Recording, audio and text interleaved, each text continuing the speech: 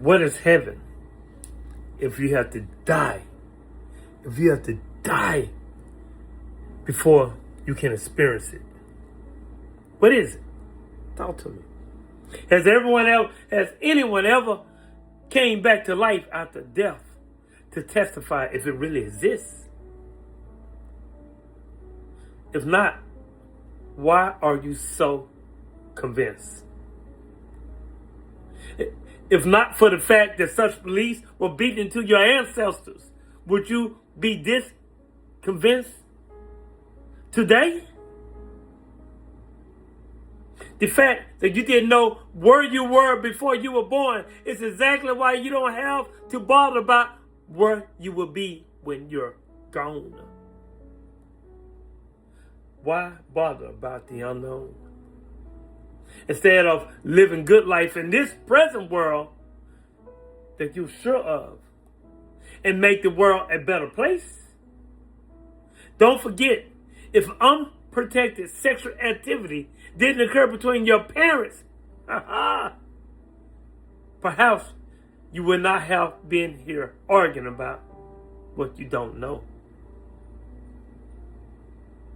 Said on that.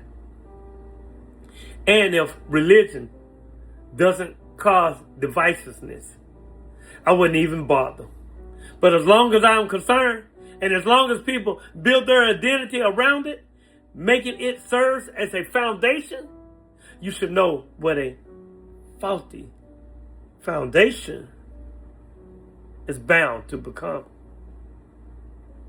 But here we are, understand me, in 2026, with different religions claiming who serves the real imaginary Father. Let me say that again. But here we are. Let me say it slow. In 2026, with different religions claiming who serves the real imaginary Father. This one will offend your programming before it frees your mind. Now, what if heaven, if you were to die before you experience it? What is heaven if you were to die before you experience it? A real estate listing that you never tour? A reward that you can't spend until you're dead? A motivation built on a future you have zero proof of. We plan weddings, retirements, and business lunches because we can touch those timelines. But we can build a whole entire moral compass on a place that no one who has come back from with a selfie and a tear guide. A tear guide. Has anyone come back to life after death to testify if it even exists? Near-death stories exist. They're exquisite, beautiful, terrifying, meaningful. But coming close to the door is not the same as walking through it and sending back a postcard. Now, every testimony stops at the threshold. No one clocks in from the other side. No one DMs you. It's real, bro. Yo, Dawu. Yo, David. It's real, baby. It's real for real. Streets of gold confirmed. So I ask honestly, if not, why are you so convinced? Is it evidence or is it fear? Is it experience or is it inheritance? If not for the fact that such beliefs were beat into your ancestors, would you be this convinced today? A gun, I ask, a gun. Yeah. If you were born in other part of the world, chances are you defended one version of God. Born in India. Another version. Born in Utah in 1850. Another version entirely. You know who discovered the religion in 1850, right? In Utah. Look that up. Homework. Your geography wrote your theology before you could spell. That's not conviction.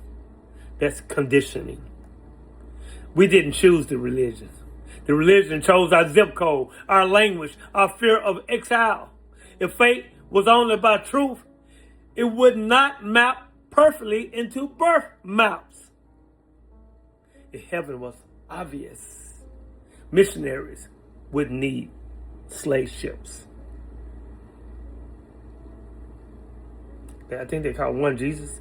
Oh, let's continue. The fact that you didn't know where you were before you were born is exactly why you don't have to bother about where you will be when you're gone. You had zero anxiety about your non-existence for 13.8 billion years. You were not stressed. You were not missing out. You were not begging to be born. You did? Death is just returning to that same peace.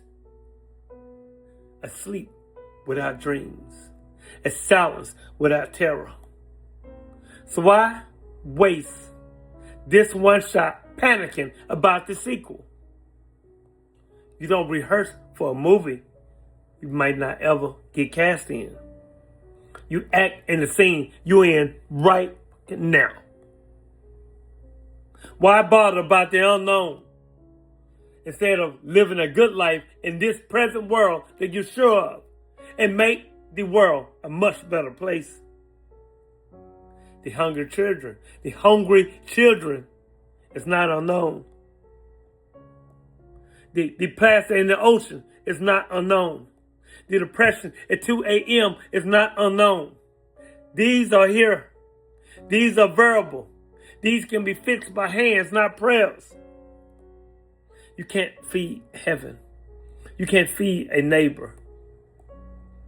Again, you can't feed heaven. Let me revise that. But you can feed a neighbor. You can. You can't heal hell. You can heal a person.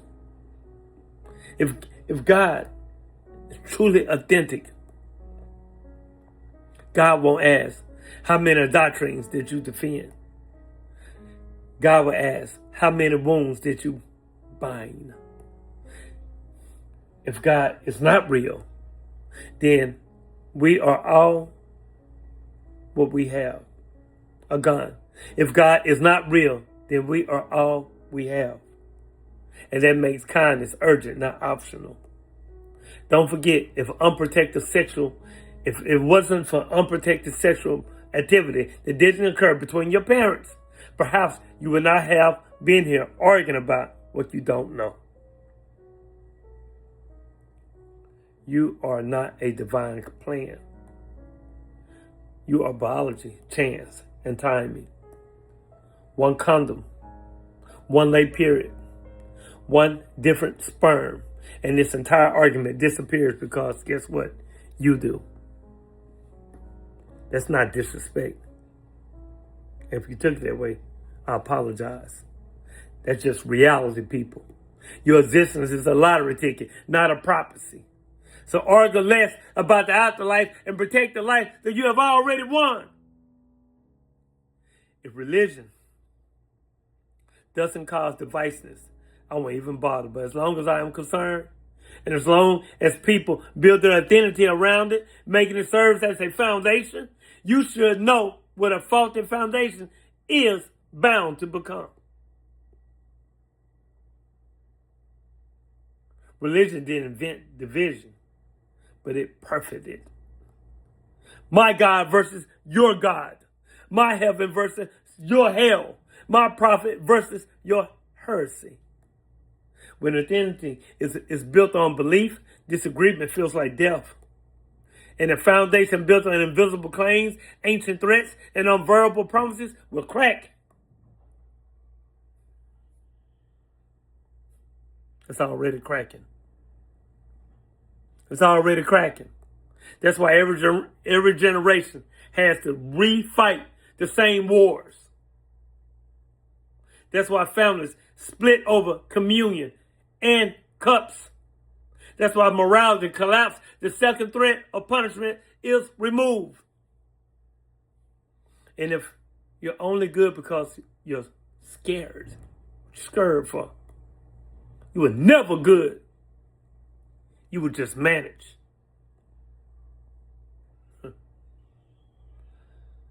But here we are, gone in 2026, with different religions claiming who serves the real imaginary father. 2026, we have AI, CRISPR, rockets landing backwards, but we're still arguing like tribes on whose daddy loves you the most. My version is real. No, mine. Same book, different chapters, same God, different receipts. If the dad was real and present, would the children need lawyers? Imagine 8 billion children in a house fighting over which one dad actually is called. Which one dad actually called? While the house burns, while the siblings starve, while the roof leaks. How often do we conform to stuff like this without even checking into it? And every time we say, I believe because I believe, and call that logic. Every time we tell our children, question every and everything except this one thing. Every time we choose group loyalty over personal investigation. Huh? Get out. Let me show you some answers to this. Number one, audit your beliefs. Ask, would I believe this if I was born somewhere else? If the answer is no, you're not holding truth, you're holding tradition. Number two, make this life the priority. Be the person who reduces suffering now, not after death. Build hospitals, not just cathedrals. Plant trees, not just flags. Number three, separate ethics from theology. Help people because they're people, not because you want points for paradise. That's real morality. Number four, embrace I don't know. Embrace it. Not knowing what happens after death is honest. Pretending you do is performance. Like y'all should have been some actors and actresses. Honesty builds better humans than certainly does. Number five, judgment. Talking about judgment. Judge by fruit, not claims. In a belief system that creates more division than compassion has a faulty foundation no matter how old it is, you dig? How old it is. And it's crucial and critical. Words merge into each other. It's critical to recognize that truth and morality are not determined by consensus. Okay? But by principles and values that transcend public opinion. The principle is, if you can't verify it, don't bet your life on it. The truth is, the only world we can prove exists is this one. So make it livable. The morality is, a good life here matters more than a promised life there. By staying true to these principles, we can build. We can wake up from our slumber. Integrity is saying, I don't know, but I will do good anyway. Meaningful discussion is, how do we reduce suffering today? How do we reduce suffering today? Not who gets into the club after we die. A just society is built by people who stop fighting over the afterlife and start fixing this life. So no, I don't know what happens after we die. But I do know this. I know what happens when we live like this life matters. We feed people. We forgive people. We build things. We protect the planet. We love without contracts. And that's enough. That's urgent. That's holy. If holiness means anything at all. And if you found out tonight that there's no afterlife, what will you change tomorrow? What good deed are you postponing for God's timing that you would do with your own hands? And if your identity wasn't tied to religion, who would you be? Don't come in a verse. Come in a plan. Name the way you'll make this world better before arguing about the next one. And share this if you're done fighting over the imaginary father while real children go hungry. This life is a test. Stop skipping. Stop skipping it to study for the exam that might not exist. Continue to unlearn, relearn, and learn. Continue to evolve. Peace.